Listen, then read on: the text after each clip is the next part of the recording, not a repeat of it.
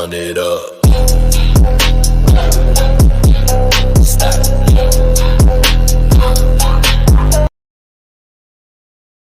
So here's a follow-up to the human bulldog, Dan-Bongino, or Bongina, actually, probably. He's like the number one public enemy for real America First voters, and they're not forgiving his ass at all. I mean, his return was very lackluster and justifiably. Let's take a look.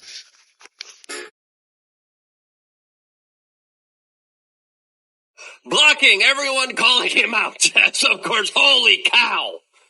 Could there be more of a disastrous internet comeback than, of course, the one of Dan-Bongino, who currently is losing a Twitter spat to a libertarian comedian, according to Milo, as he's crashing out against his children, 7 o'clock in the morning. What in the world's going on? As we have some very serious memes to go through, as well as more of a serious conversation about Dan-Bongino coming back. If you guys need a little bit of backstory, I'm pretty sure everyone knows who he is, but he left the FBI, okay, and he came out swinging. I mean, even before people start saying anything, he came out and started saying he's going to go after several, many podcasters, and he called them black pillars, and he threatened Alex Jones, General Flynn. I mean, they called even Tucker Carlson's, his producers are talking, basically warning him, and Dan-Bongino called Alex Jones, and Alex Jones was like, and he told him, like, you better not talk. So what you're saying, or I'm coming after you. And that's what he did. He came out swinging, going off on people. You have to understand, though, you know what? Only in America is someone that's like low IQ and looks like a bulldog, not that smart. You know what I mean? Like, only in America could someone like him make $25 million a year. I mean, he's worth $125 million, okay? It's hard to believe because it's not his looks, because he's hideous, okay? He's not that smart of a guy, which means what? What's left? His tough guy attitude, his tough guy demeanor. That was the selling point for him, and that's why people made him like a number one podcast and made him rich. But when he joined the FBI under Trump, he lost that tough guy attitude. And now everyone's not like, that was the only thing he was good for, my point is. Because he's not smart. He's not like something funny, or, you know what I mean? That was his thing. You take that away, then you have nothing left. You just have a shell of a man. But instead of like apologizing or, because he didn't do the right thing, he's going off on everybody, saying he's coming after them. If I was him, I would have just stayed out of podcasts. I would have just kept my $100-some million and that's it. I don't know why he thought to come back. He's a fool. And he's a betrayer, backstabber. Oh, let me one more thing, though. He also talked a lot of shit and made a lot of money talking about the left and how they're disgusting and how they censor and they hide Epstein files. I mean, it was so hypocritical, and he ended up doing that worse.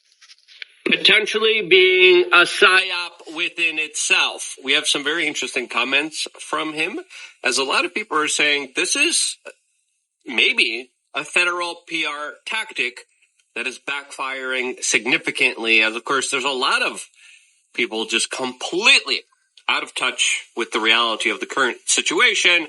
And it wouldn't surprise me if there was some uncalculated, not intelligent type of move being made here by some bigger powers. We're going to talk about that hypothetical theory on this independent media broadcast, as well as the potential of high-level arrests, all here on this brand new channel. Discuss here. As people are saying, Bongino? Bongina? What's the difference? I don't know. That. People are making music videos right now as Bongino has declared war on the black pillars. And guys, sometimes I do talk too much, so if it's too much, tell me in the comments or something. But let me won't say one more thing though. The reason people are so like hurt and offended and mad, furious with Dan Bongino is because people's nowadays news is like, there's not like, mainstream news is not that big anymore, and people don't connect with mainstream news. So they, especially on the right. So they went to, podcasters, independent, basically podcasters, because they wanted the truth, and they formed a bond with that. So my point is this. It's equivalent to like the way people used to treat their priest or pastor back in the day, like the way they looked at that person with all trust, never doubting them. That's how it is nowadays. But instead of like a preacher or something, it's podcasters now. People are starting to idolize them. They trust them. They have a connection because they see that person on TV all the time, every day, their videos, and they're sitting home alone in their own room or whatever. So it's like even though it's not, but they feel like they're friends with these podcasters. So when Dan went in, they were so happy. Oh, we're going to get deep state arrest, all this shit, but it did not happen. Oh. Go. Anyways, so, car cut me off. Anyways, so it was very like hurtful to them. Dan betrayed them. They thought we finally have one of our guys. Finally, they were happy to have a guy that was independent and thought wouldn't lie to them. But when you find out your favorite podcaster is a badass, is going to be FBI's second in command, that means they were probably happy for months after that. But Dan-Bongino went in, but he didn't look out for them, just like Trump's doing now.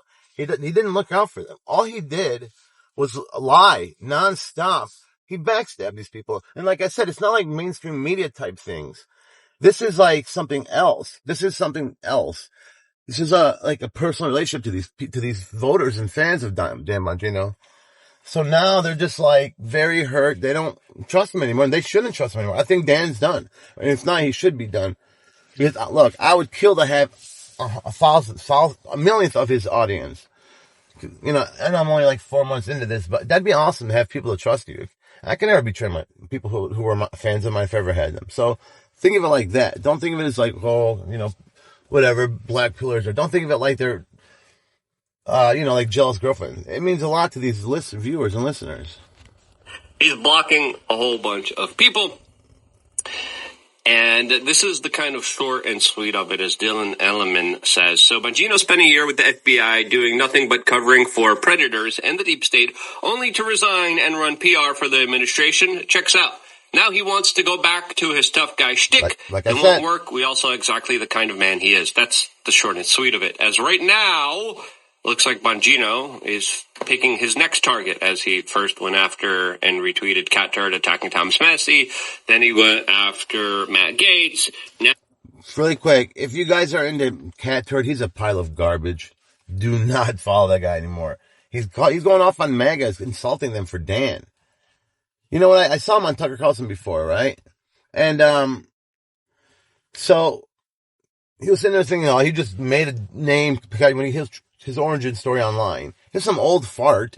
Anyways, he was talking about how he got new trucks and stuff like that. Money started coming in, and he didn't think it was going to happen. Well, now it's happened. It's been happening for a while, and he wants to keep that going, so he's going to be a sellout to his audience. If your podcaster, like I said, they're like your priest for this day and age. If they lie to you once, get rid of them.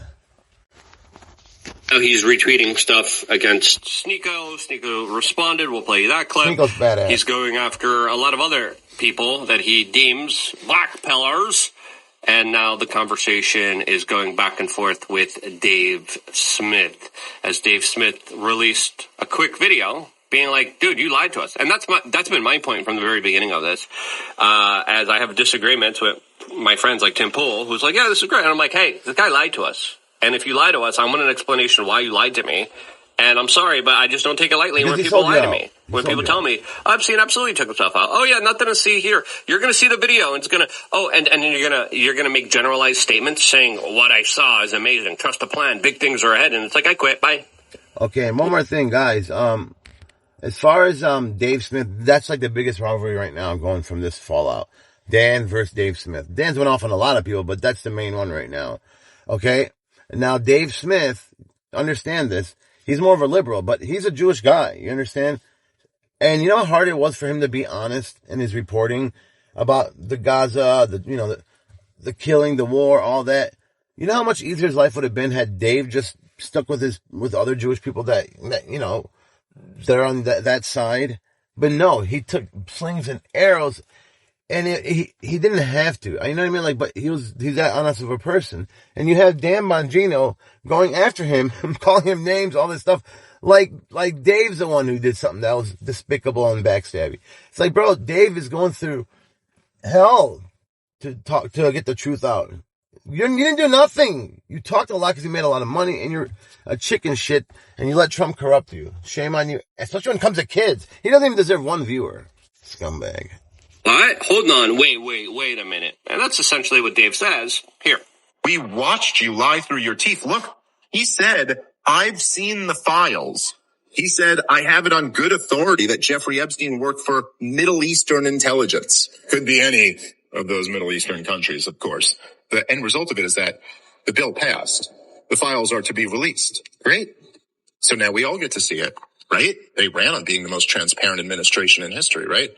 So we're going to get all that information. So far, no files. Got a little bit. They're like, oh yeah, we got millions more. It's like, okay, we got less than 1% released. Are we going to get more? That question's unclear. So this will be great. So let's see what Dan-Bongino saw. I mean, Dan-Bongino, by the way, you're coming back to podcasting now. The files have been declassified.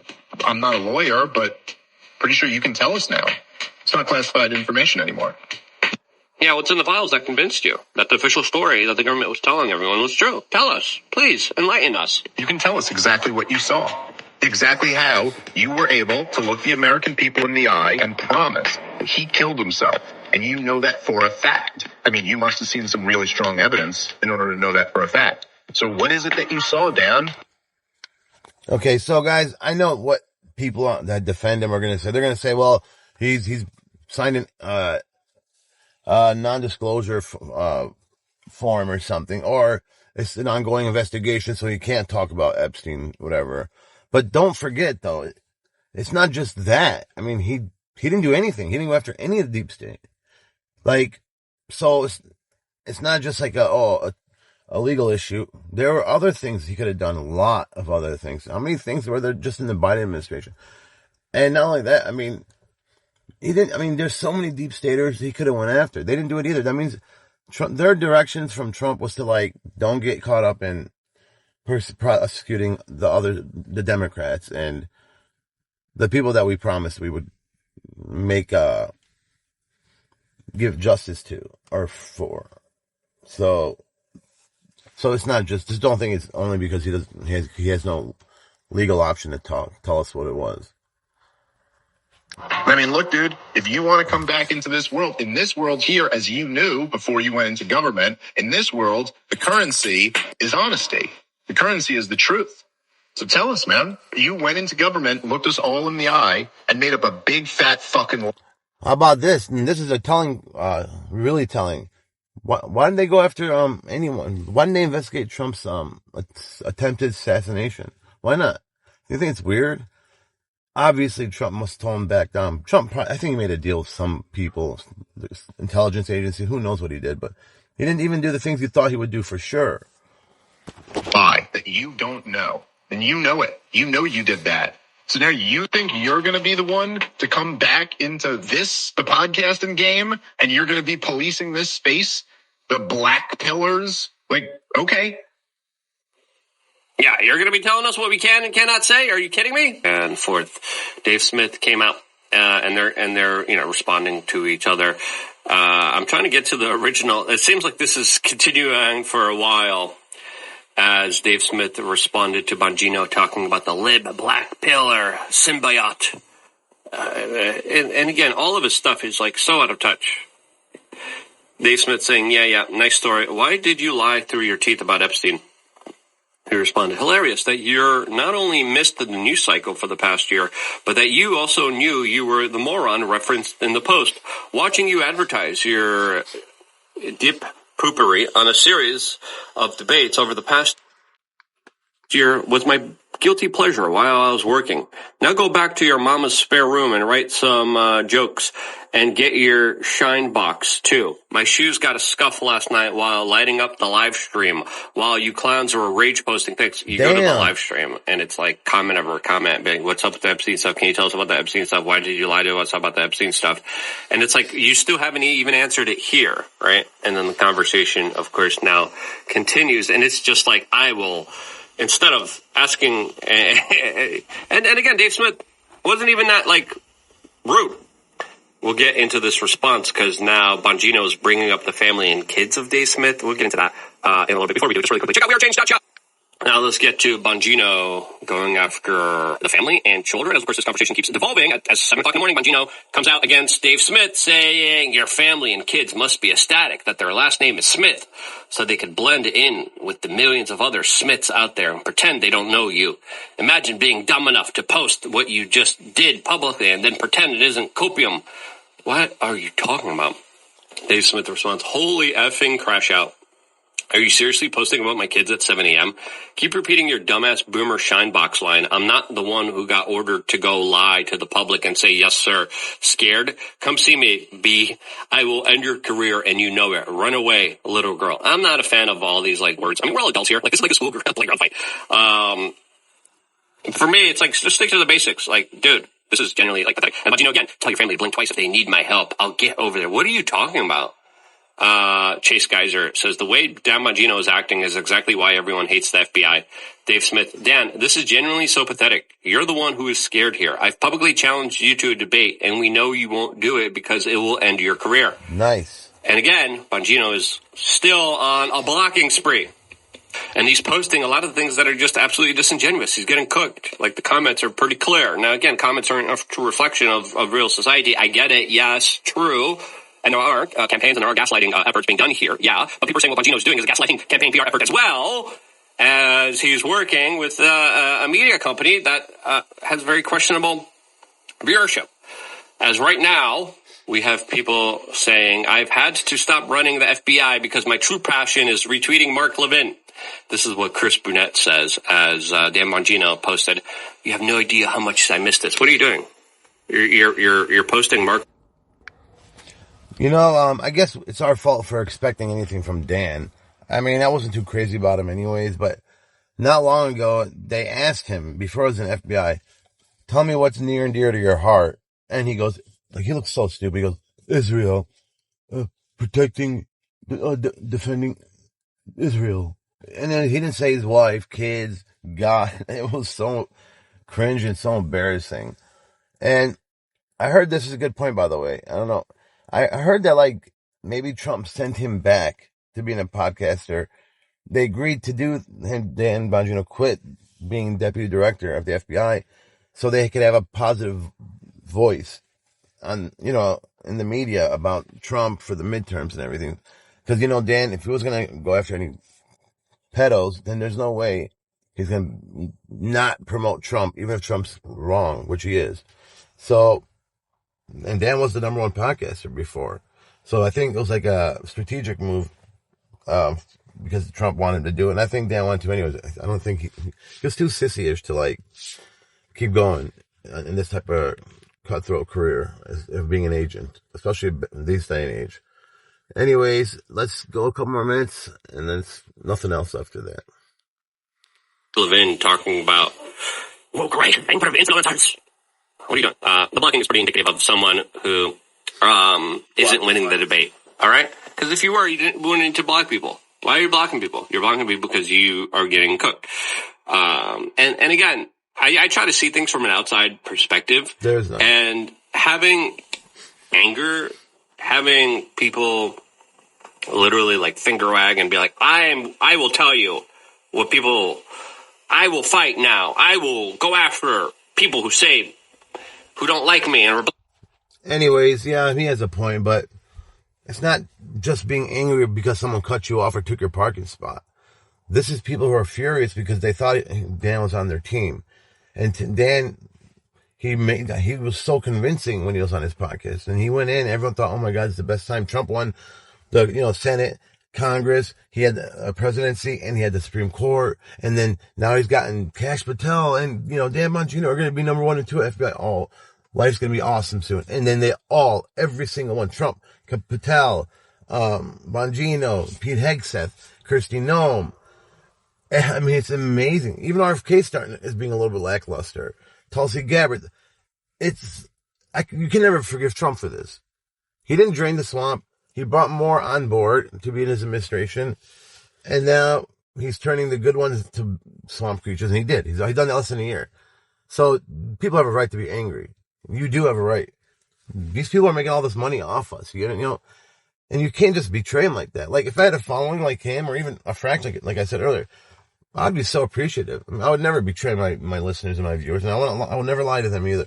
And he did all that. So, he can just go wallow in his self-pity. All right, guys, that's enough for now. But take care, like, subscribe if you can. Have a good night.